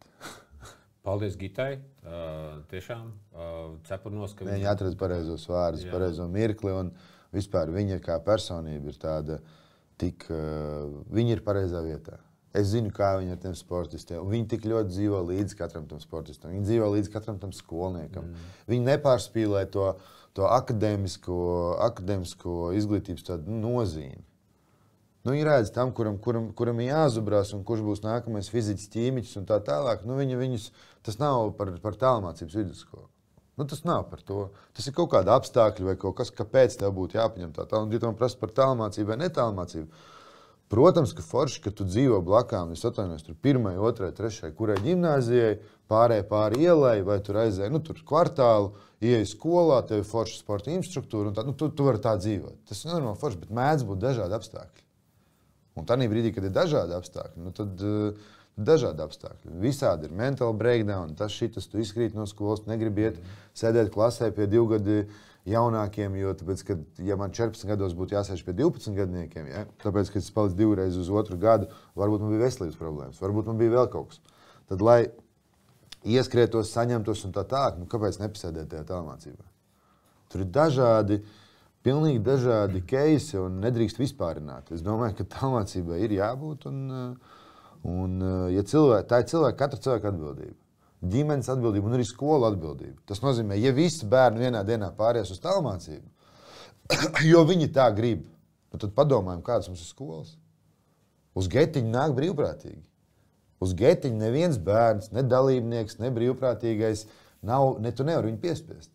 Viņš nenāk tur nedēļu naudas, nedēļu tāpēc, ka vecāki būtu likuši. Un es uzskatu, ka skolai arī jābūt tādai, ka viņš saka, kā es gribētu tikt tajā skolā, es dzirdēju, ka tur ir tik krūta. Tur dara tā. Un ka skola sēdētu un spētu domāt par to, kā darīt tik krūta. Un es nezinu, tur visi atsaucas, bet tur izglītības ministrijā. Ja es tev stāstītu, kā katrā federācijā basketbola, futbola vai citās attiecās pret konkrēto žanru, ar kuru nodarbojas geto games, tad ar augstu varbūtību tur neviens cilvēks nebūtu. Es tev tā, jo tur nav tā, ka tur šausmīgi visi skriet, lekt, jo mēs tad lielā mērā tomēr darām kaut kādu arī federāciju atbildību. Futbolā tas saucās grassroots, un basketbolā tas saucās basketbols 3x3. Bet neiesim tajā, bet mēs darām arī lielā mērā viņu darbu. Un nav tā, ka mums tur kāds ar lāpstu smeltu kaut kādas resursus, lai mēs to darītu labi vai labāk. Tāpēc nedomāju, ka tur skolām vai direktoriem vai pedagogiem būtu jāgaida kaut kāds brīnumi no kaut kādas augšas vai no ministrijas, bet stipri jāuztaisa kaut kāds iekšējais audits un jāsaprot, kā viņi kopā var uztaisīt skolu, ar kuru, man nepatīk vārds lepoties, es gribētu teikt skolu, ar kuru viņi var priecāties un lai katrs bērns tur nākot, katrs, nekad nebūs visi, bet lai lielākais vairums bērni, kas tur nāk, lai viņi mostās ar prieku nākt tur. To var izdarīt. Mums mācībspējas kontekstā ir kaut kādi vecāki, kas ir šokā, un arī Latvijā zinām cilvēki, kuri ir šokā, ka, ja tu sakārto bērnam, piemēram, dienas sākumu, ka viņi atnāk uz skolu, un viņiem ir iespēja dabūt prieka sajūtu, vienkārši prieka sajūtu. Un tur ir specifika ar tiem visiem floviem, ka man te viens vecāks, Latvijā zināms cilvēks teica, viņam ir tagad 3. bērns ir tagad skolā. Viņš saka, pirmo reizi viņš redz, ka bērns saka ātrāk, viņš ir gatavs pusstundu ātrāk uz skolu aizbraukt. Vienkārši, ja mēs pamainām to vispār to uzstātību. Kāds notiek? Tas notiek mācībspējā. Mēs tām klasēm, kuras ir ļoti sarežģītās klases, kuras ir aktīvās, enerģiskās, kuras ēd vienu otru nos, kur ir kaut kāda mobbinga pazīmes nāk virsū, mēs dodam sākumā dienas pirmajā daļā, cik ir iespējams ātrāk flow kustības ar elpošanas tehnikām un refleksiju. Un sanāk, bērns nāk no skolas, nevis saņemties izturēt kaut kādām priekšmetām, kas viņam nepatīk, bet viņš sāk skolu ar kustību, kur viņš no vienas puses gāž stresu ārā savu. Ko tu darīji? Ja? Piemēram, arī, kad tev bija izdegšanas, bērns gāž savu stresu ārā, ir tā, ka vecāks šķirās, ir tā, ka problēmas kaut kādas, ir tā, ka vienalga, kas notiekās, un viņš iegūst prieku vēl virsū. Tad, principā, viņš nāk dopamīnā. Viņš iekrīt dopamīnā, un dopamīns nāk no TikToka, dopamīns nāk no kokaīna, dopamīns nāk no spēļu zālēm. Mēs to pašu dopamīnu dabūjam tikai caur veselību. Un bērnam nevis tā ir spēļu zāle, kur dabūt kokaīnu, dopamīnu vai TikToks, bet skola un skolas fiziskā kustība. Nu tā. Bet tagad, klausies, es pārsteigšos tagad uz vienu jautājumu par to, kad tev jau prasa, kādu mūziku tu klausies? Tieši tik vienkārši jautājums, Raimond. Kādu DJs uzliek tādu klausos? DJ mūziku, tāda arī atbilde. Nē, es mašīnā braucot neklausos mūziku, jo... Ko tu klausies mašīnā braucot, starp citu? Es laiku īstenībā vai nu runāju pa telefonu, vai nu kaut ko daru. Tu esi projektu vadītājs, tu esi vadītājs, tu esi uzņēmuma vadītājs. Okay, nē, tas pofīgi, ka es uzņēmuma vadītājs, tas nav par to. Es vienkārši, man tēvs būvēja sporta automašīnas. Un es izaugu ģimenē, kur neklausās mūzikā mašīnu, jo jādzird, vai tev bremzes tur kaut kā nestrādā tā kā vajag, vai amortizatori ir pieskrūvēti līdz galam, vai... Nu, tā kā man arī visas mašīnas ir ļoti tādas ar zināmiem uzlabojumiem un tā tālāk, un tad man vienkārši nenormāli patīk mašīnas un tehnika, un es klausos tur, es uzlieku tur vasaras riepas, es dzirdu, man Haden strādā savādāk. Es uzlieku vienas tur kalotkas, tur labākas, tur, šitā bremzē. Es ļoti īstenībā izbaudu braukšanu ar mašīnu. Vienkārši es braucu un es izbaudu braukšanu ar mašīnu.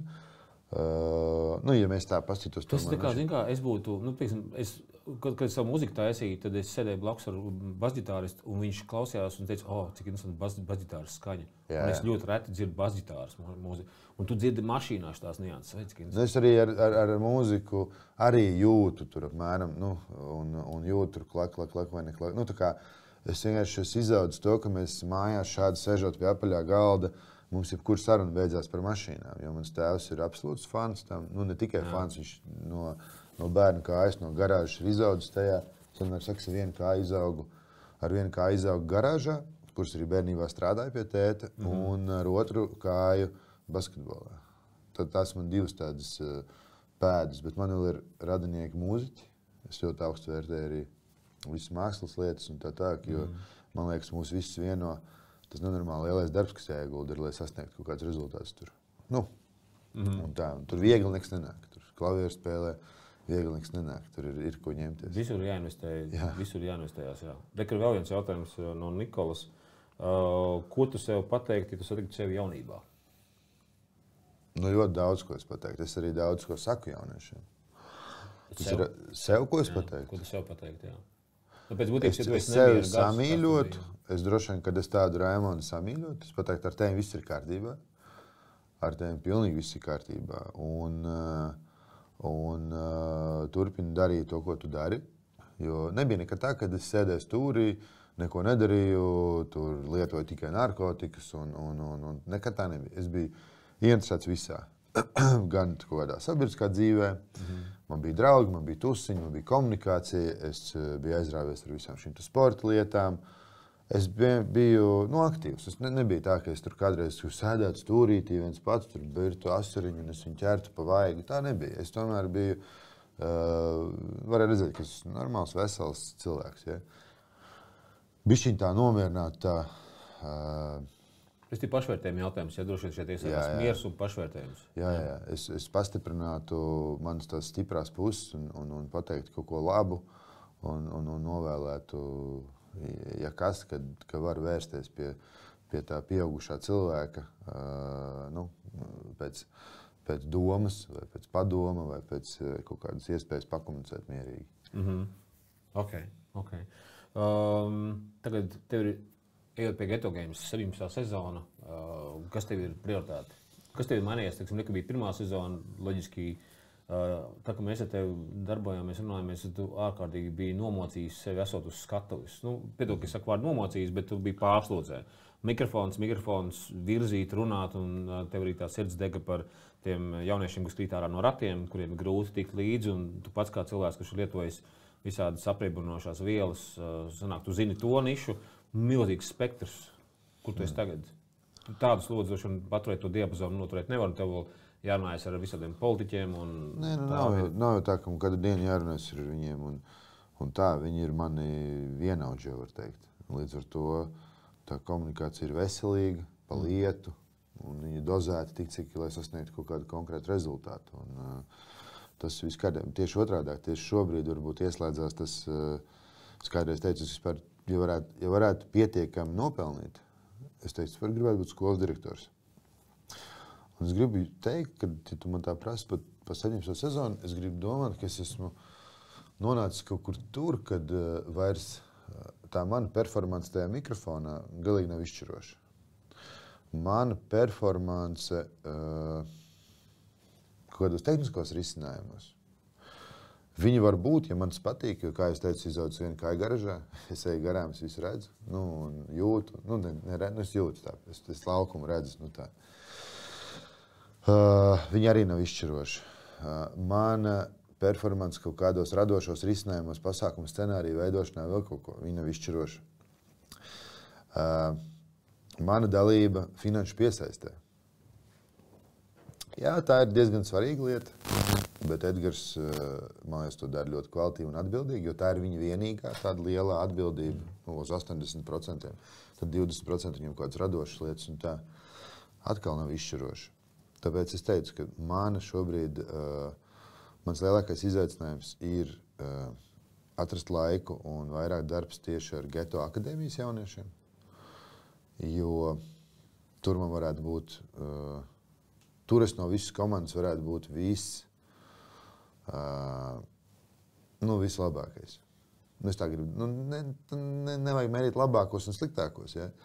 Bet tieši vajadzīgs, nepieciešams. Jā, tur varētu būt visvairāk vajadzīgs. Un kaut kā man tas tēvišķīgums ar laiku un atbildību pret to jaunieti ir stipri mainījusies.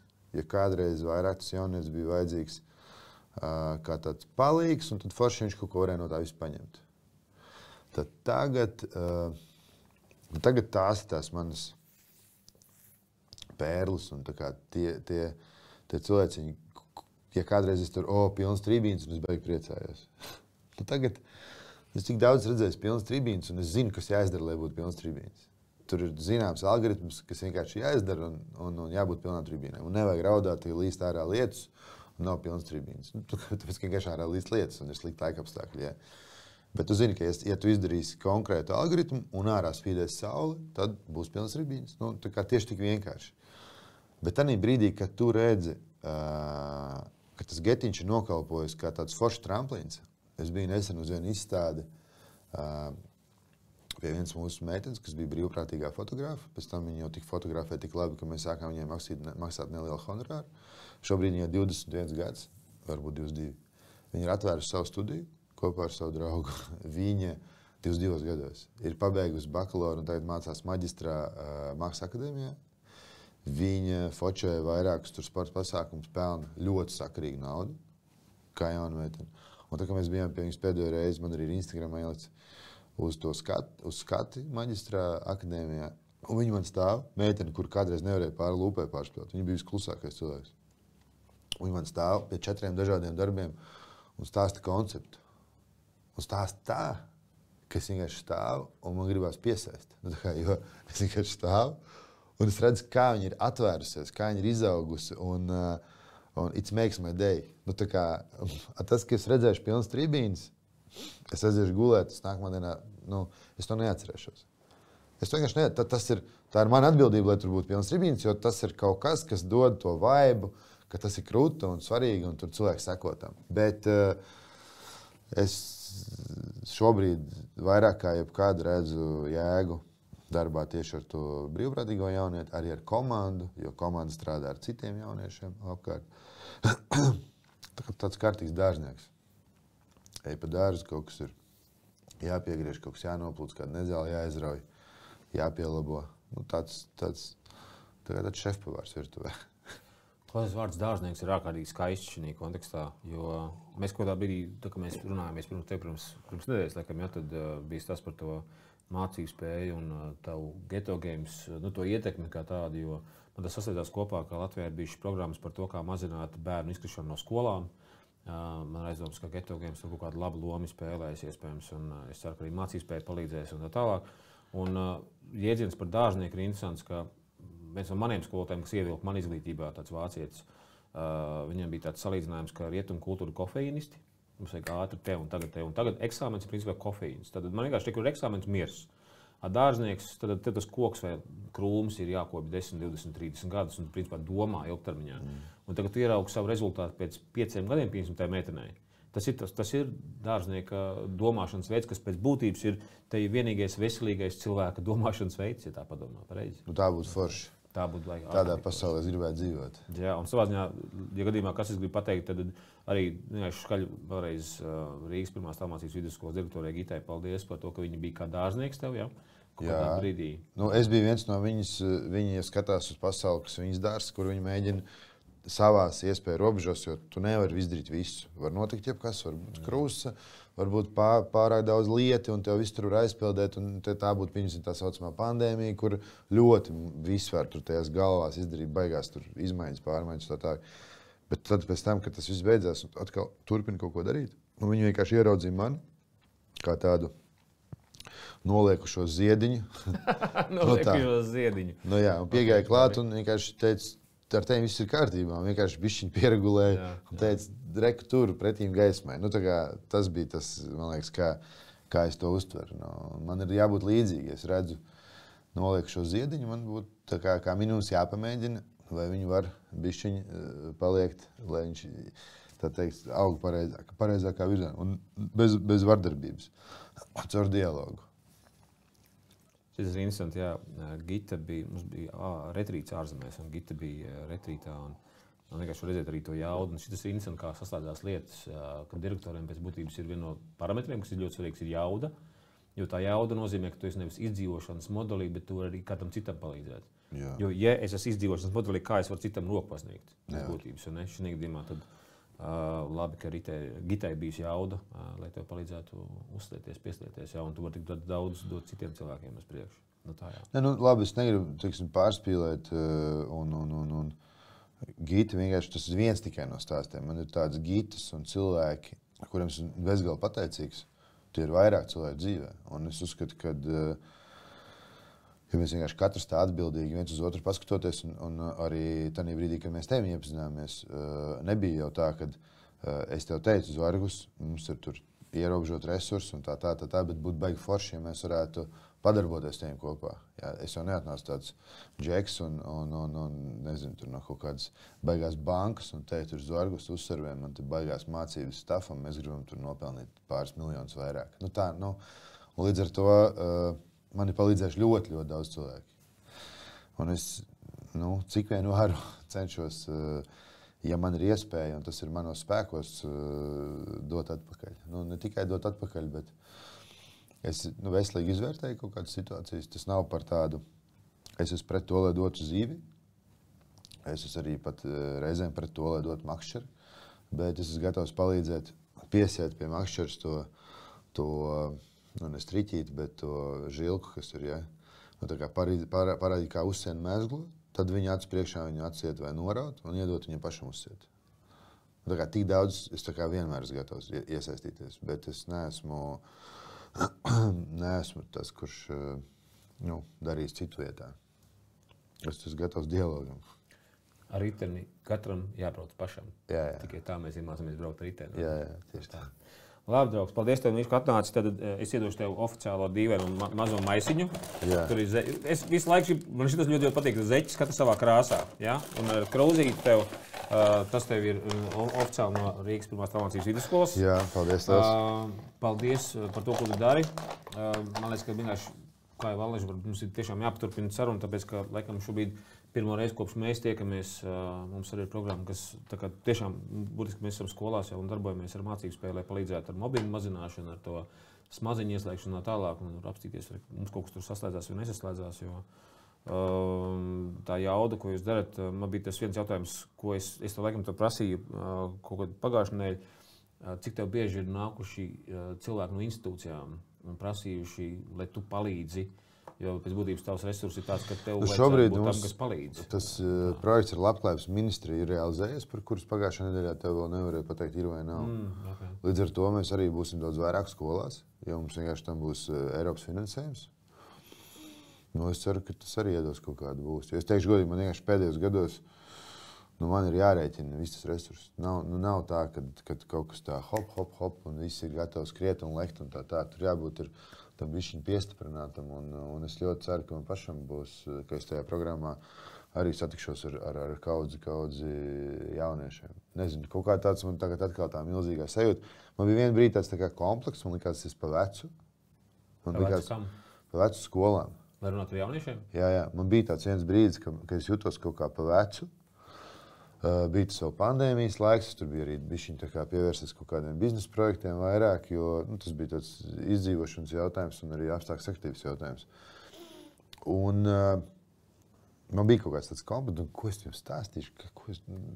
Arī bija tā, ka tā dzīve bija kaut kā tā sagriezusies, tādā kaut kādā gultnē, es tur seju netika kaut kur galā un tā. Un tagad es jūtos labāk. Es jūtos labi, es jūtos pietiekami labi, lai uzņemtos tik lielu atbildību kā komunikācija ar jauniem cilvēkiem. Jo sliktās sajūtās es negribu iet pie jauniešu, es negribu viņam nodot vēl vairāk kaut kādu to. Jo, ja es sevi iekšā jūtu stresu, tad nekas labs tur nebūs. Tāpēc forši, ka es esmu atkal uz viļņa. Un ja es uz viļņa, tad tas brīdis ir, kad vajag to pozitīvismu dot pasaulē. Atceries parūpēties par sevi? Jā. Slodzi, atslodzi. Es saku, man daktars iepriecināja. Teica, ka ļoti labas analīzes man esot, un ka ar mani viss būs kārtībā, kad es tur dzīvotu mierīgi. Man ir jāiziet tikai pie fizioterapeita, tur kaut kas pa iegurņiem un ko neko, bet tur viss būs kārtībā. Tur nāk kā 80-gadīgs, kurš izskatās kā 35-gadīgs. Jā, tik traki. Tu izteici, ka 35-gadīgs, tas arī ir galvenais. Paldies, Lēts. Paldies, Mīš. Tas bija podcasts Mācību spēja. Atkal tiekamies pie pirmās iespējas. Raimonds Elbekjans pie mums ciemos. Es varu vienu mazliet. Dziesmu. Tie, kas mūs klausās un tie, kas nostājās podcastu, lūdzu, pastieties Zorgus kursus. Nezinu, bija tur vienkāršāk, garāk, īsāk un tā tālāk. Tas ir tāds basics. Tas ārprāts nevis mākslīgais intelekts, bet emocionālā inteliģence bija tāds vispār basics. Es neatceros, tas bija 4 tikšanās reizes vai cik. Vismaz 7 gadu atpakaļ tās bija 4 tikšanās reizes. Es tik šausmīgi gribētu, ka katrs atrast iespēju nenopirkt sev kaut kādu lieku sūdu, bet aiziet bišķiņi, vienkārši pabūt kopā ar tādiem cilvēkiem, kur par to vismaz ir gatavi domāt. Ja? Nevienmēr sanāk, to nesnāk ātri implementēt, ātri realizēt un tā tā. Tur ir virkne vēl citu lietu, kas dzīves laikā piedzīvot. Bet vismaz, ja tajā virzienā, kā mums tagad Tomas mācīja, viņš saka, tur, kur būs jūsu fokus, tur būs arī jūsu rezultāti. Tad te ir līdzīgi, ka, ja mēs gribam, mēs nedzīvosim tā vienā dienā labāk. Nebūs tā, ka rītdien tu tur sapņo par to miljonu, rītā tagad hop, un tas miljons. Un tas miljons tagad ir, un tagad tu būsi vienmēr laimīgs. Būs miljons, gribēsies 2, būs 2, būs cits problēmas.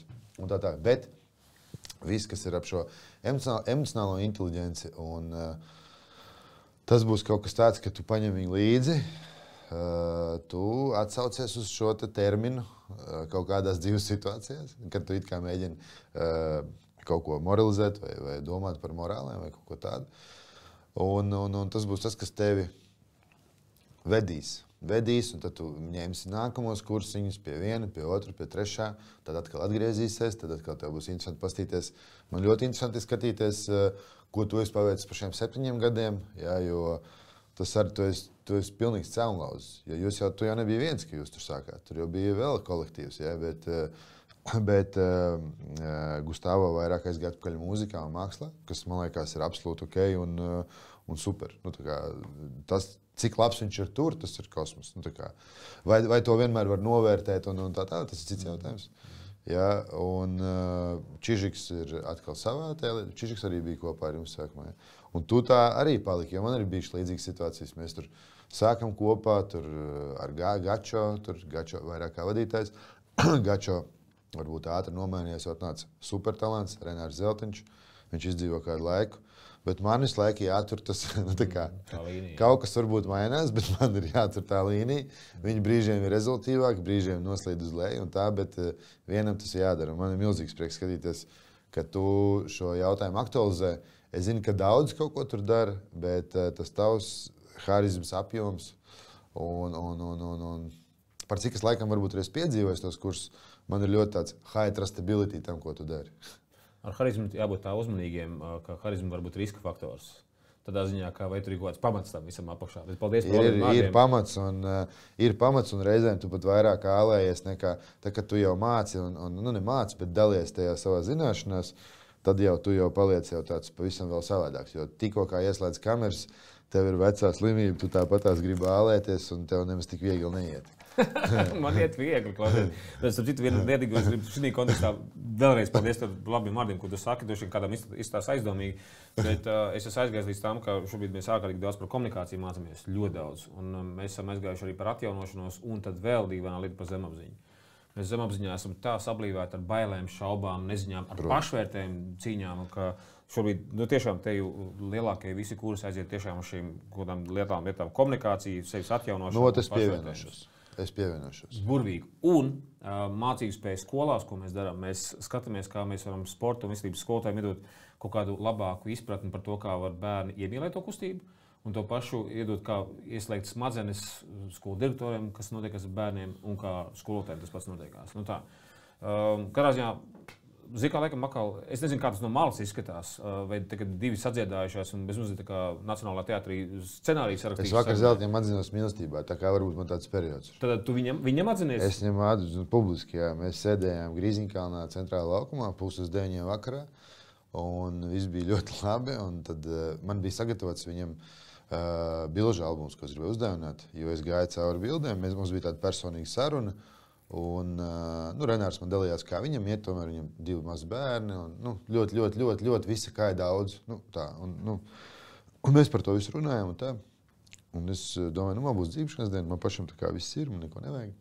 Nē, man ļoti daudz ko vajag, bet man pietiek ar to, kas man ir. Man viss ir, tā ir labā ziņa. Man ļoti daudz ko vajag. Man nevajag daudz, man vienkārši visu vajag. Man vajag vienkārši pašu labāko. Un tāpēc man tur viss ir kārtībā. Un savukārt, tad es biju sagatavojis to albumu. Kā es tā iznākšu, vienkārši iedošu. Tas būs tā kā, reizēm jau svarīgi ir, kā tas notiek. Un tas pirms es gāju ārā, es domāju, kaut kā vajag to visu tā. Es paņēmu 2 krēslus. Es apsēdināju. Renāru, man ir Instagramā bildes. Apsēdināju Renāru. Es tomēr gribēju viņam to savu sajūtu nodot. Ja, kad tik labi, kā ar viņu kopā, tu saki par 2 sadziedājušies, ja? Tik labi, cik ar viņu ir bijis kopā tajā centrālajā laukumā, tas laiks un tā. Tas ir tāds mans pavasars. Varbūt es vēl pēc 10 gadiem atcerēšos, kā mēs te šeit sēdējām. Jā, jo man tagad reāli sāp, ka tu citam saka, nevis man kaut ko šitādu. Tas nekas. Es izturēju. Arī ar to tu tiks galā. Arī ar to tiks galā. Piedod, jā. Un īsāk sakot, mēs apsēdāmies ar Renāru, tad es tev atzīšos mīlestībā. Visi tā bija jocīgi skatījās, ka 2 vīrieši tik atklāti centrālā laukumā un tā. Un beigās viņam iedeva to albumu, mēs kopā viņu arī izšķirstējām laukuma malā un tā. Un ir vēl. Un tad, kad tu teji tam visam cauri, tad mēs īstenībā, kāds tas ir mazumiņš. Vienkārši paņemt un tā pacelt sev enerģijas līmeni. Tā kā, nezinu, kas tur kortizols, ne kortizols, ka tā pasas domā, bļāviens. Tik forši, tik forši ir, jā. Un man šķiet, ka man izdevās. Renārs bija super priecīgs. Un, ja tu savā dzimšanas dienā kādu cilvēku var padarīt priecīgu. Tas ir jauki, ka tieši uz otru pusi, ka tu dod citam, jā. Tā ir milzīga uzvara. Šis ir ļoti skaists piemērs. Es vienkārši vienu niansu gribu pateikt par to, ka no komunikācijas lietām, ko šobrīd, ko es lieku iekšā kā milzīgu akcentu, tā ir terapeitiska, pašārstējoša lieta, kad mēs mācāmies teikt labus vārdus. Un vīriešiem vispār ir arī milzīga problēma kaut ko labu teikt. Un mēs caur puķiem kaut ko mēģinām pateikt vienkārši. Kur viens mans čoms sāk teikt čau mīļais. Tur nav nekāda seksuāla konteksta, tur vienkārši ir čau draugs, čau mīļais. Un šīs labestības teikt, jo es nāku no pilnīgi tāda labo vārdu tuksneša, tāpēc, ka man bija ļoti mīļa mamma, kura bija ļoti skopa uz labiem vārdiem. Tu zini, ka viņi tev mīl, bet ļoti skopus labiem vārdiem. Un nebaidīties teikt tos labos vārdus, teikt, stāstīt. Tas burtiski visiem varbūt bišķiņ tāds lielāks maigums vienam par otru. Es redzu to uzrakstīnu, kas tev rakstīts be kind and dream big. Tas be kind, esi labestīgs. Tā ir tik milzīga lieta, bet viņi sākās tikai un vienīgi no vārdiem, ne tikai darbiem. Tev ir jārunā. Un tas ir ļoti skaists piemērs. Tā ir. Paldies, Čelos. Paldies, Mīši, ka atnāci. Šis bija podcasts mācības spēja. Raimonds Jelbigants, Geto Games. Un tiekamies atkal kādās mācībās vai arvien labākā un labākā izglītības sistēmā. Un apmeklējiet Geto Games pasākumus. Paldies, ko tu dari ar savu komandu. Paldies visiem. Lai jums viss labi. Piesiņš.